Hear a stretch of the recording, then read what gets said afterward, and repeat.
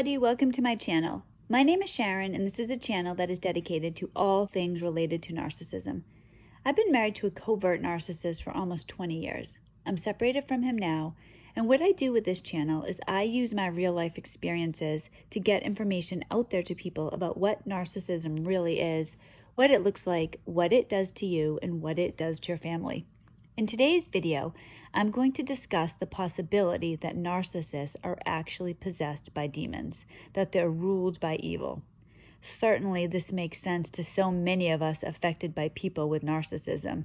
Really, if anyone is acting out of demonic possession, it's a narcissist. I hear this all the time, that narcissists are possessed by evil. So in today's video, I'm going to talk about that. Narcissists really are capable of obscene acts of cruelty, true evil. But what is evil and what is demonic possession?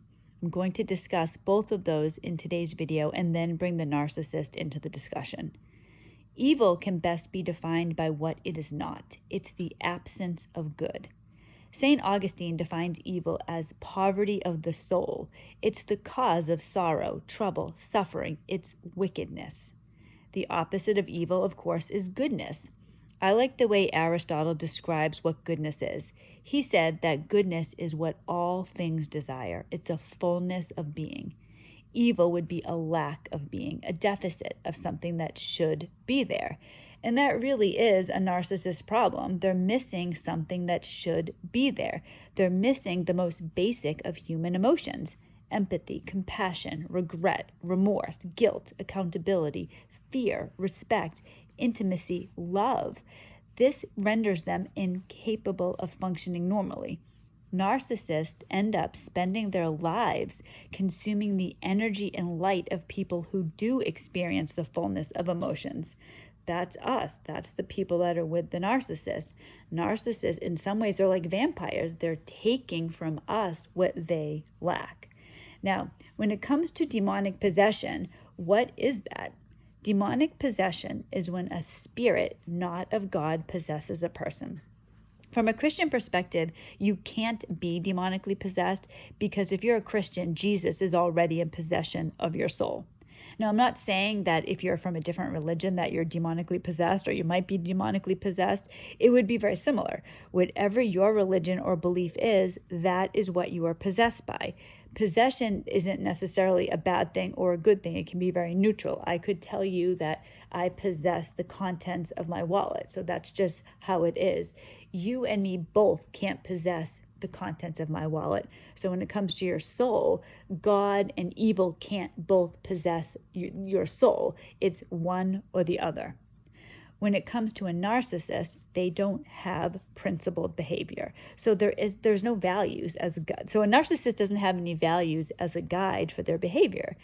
A consequence for that is that narcissists tend to have a hatred for anything or anyone with principles, because this exposes their lack of morals or ethics. So in a narcissist case, the church. I'm just going to go from a Christian perspective because that's what I know. My ex hated the church. That he disliked religion. This is the way it is for a lot of narcissists, because religion, even if you're not religious, even if you don't believe or who knows what you are, religion represents goodness, or it represents what is supposed to be goodness: morals, decency, love, giving, generosity. That is not who the narcissist is. The narcissist, as we've already described, tend to have negative emotions. They're not feeling regular emotions. They're not feeling positive emotions. They only feel negative emotions. So they're able to connect with hatred, envy, malice. That's who the narcissist is. So they don't like religion because religion is all things that are good. So in my ex's case, he couldn't explain it, but church made him uncomfortable. He was repulsed by it.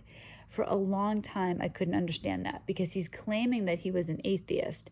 And so I would look at it like, okay, if you're really an atheist, then the church might as well be the library or a school or the grocery store, whatever it is. It's just a building. But it wasn't like that for him. So when I first started going to church, I started going to church a few years ago with my kids. And we went to this church, and I know a lot of people think of church as a place where there's like old widowed ladies there. That isn't how my church is. There's a lot of families there. So I started going with my kids, and I wanted to go as a family. So we're going to church, just myself and the kids. And I always felt so conspicuous. Ironically, I felt like I was a divorced woman. Of course, that's just about what I am now. But I didn't like it. I wanted to go as a family. I had a husband. I wanted him there like the other families.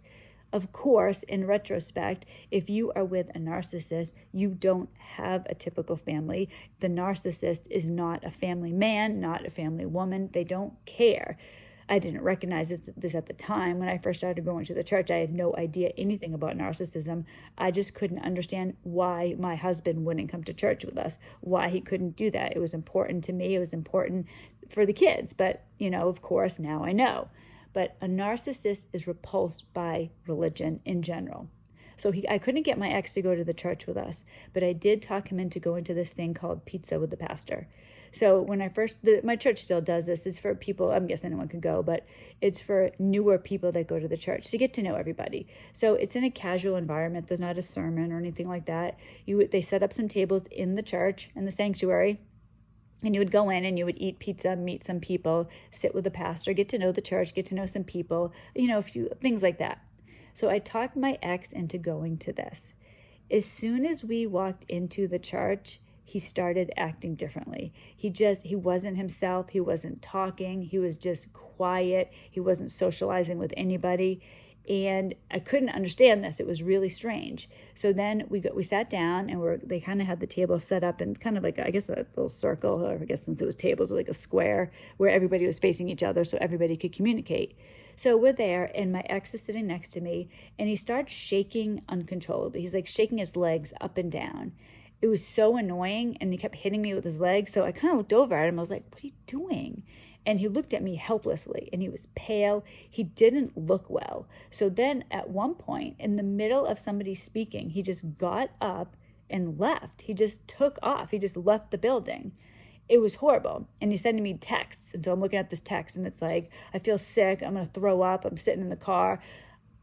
I didn't know what to say. So I just carried on as normal. And so at the end of the night, the pastor, and I didn't know him at this point. I know him now, but I didn't know him then. He came up to me and he wanted to know if my husband was okay. So I'm like, oh yeah, he's all right. And then we both figured it must have been because my ex is a different religion. He's not the same religion as I am.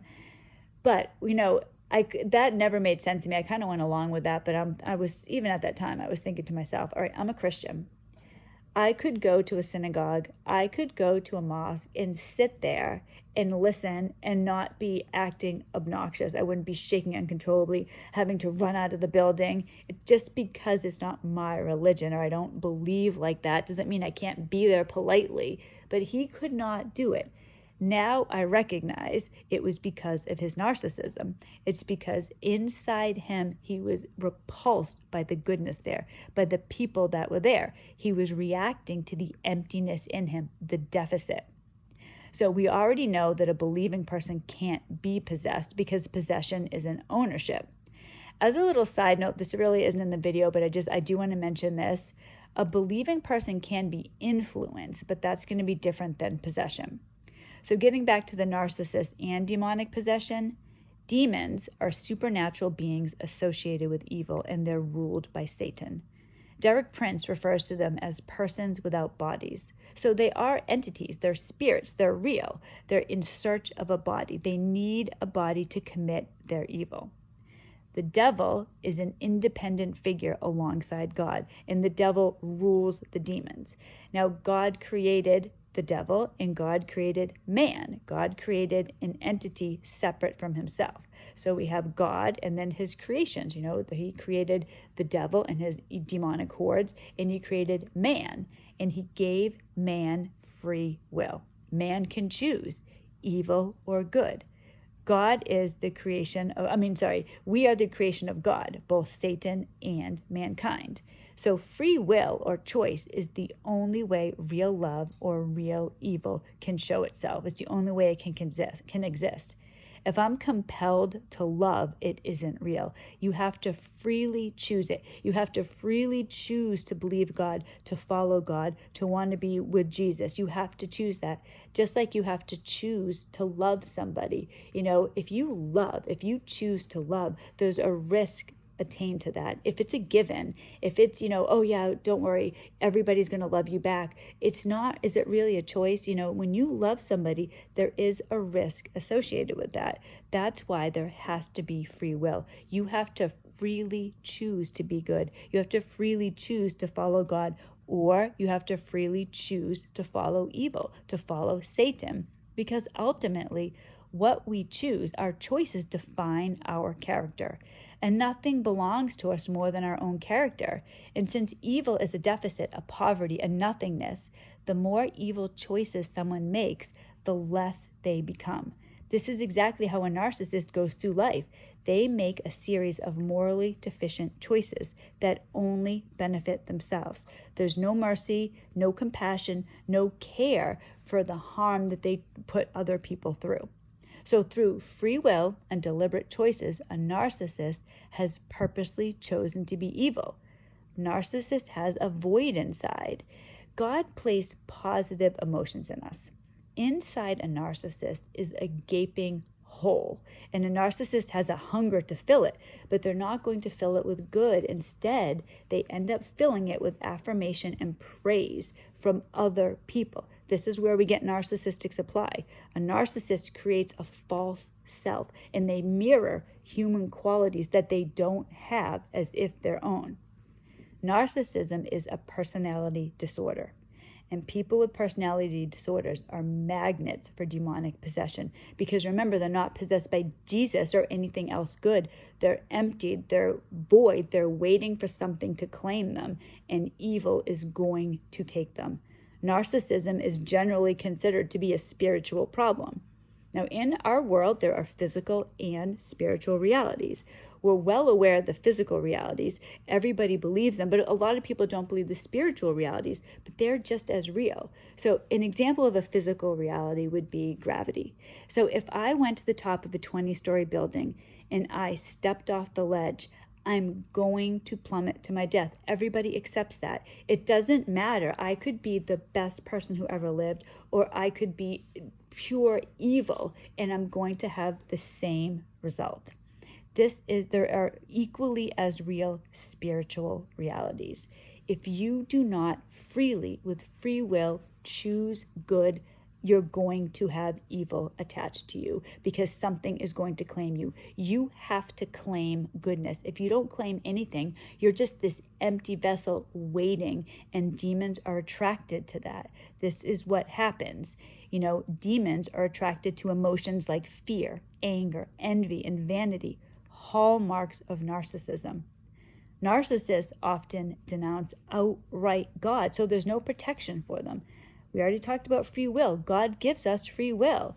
Narcissists have choices just like children of God. Everybody has to make that choice, and there are consequences for both a child of God and a godless child. For the godless, they're magnets of demons. They're easy prey. Ultimately, if you're a Christian, you believe that Jesus is sent by God to destroy Satan, and Jesus does win in the end. The only way Satan can get ahead, the only way Satan can have anything, is to rob others in order to have the appearance of a personality. Christ presents himself as a sacrifice for the sins of humanity. Satan is a hater of that humanity. He wants to destroy it. For anybody that is possessed by demons, you're not possessed by goodness, you don't have Jesus claiming you, you don't have your religion claiming you, you have evil claiming you. The only way you can get rid of that is inviting God in. You have to invite God in. That's the way it is. Just like I said, there are the physical and the spiritual realities. We believe the physical realities. Gravity, it's real. For a spiritual reality, they're just as real. There are the same consequences.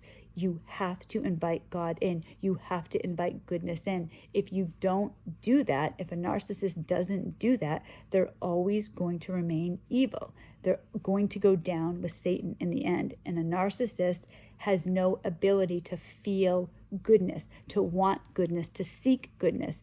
In order for a narcissist to want goodness, to want to be a good person, they would have to look in the mirror and see who they really are. A narcissist, just like they don't want to go into the church because of the goodness that's there. They don't want to see what isn't real in them. They want to believe that they're good people. They'd have to admit that they aren't good people, and they'd have to invite God in to save them. And that just isn't something that narcissists do. So narcissists have no protection. They choose evil, and they'll be forced to accept the consequences. So I hope this video helped. I hope it explained a little bit about evil and what is really going on with a narcissist, because there are these true realities. Thank you so much for watching. I really appreciate everybody watching my channel. If you haven't already subscribed, please consider doing so. I make videos every Monday, Wednesday, and Friday on all things related to narcissism. So if all goes well, I will see you Friday, and I hope everybody has a wonderful day. Thank you again. Bye-bye.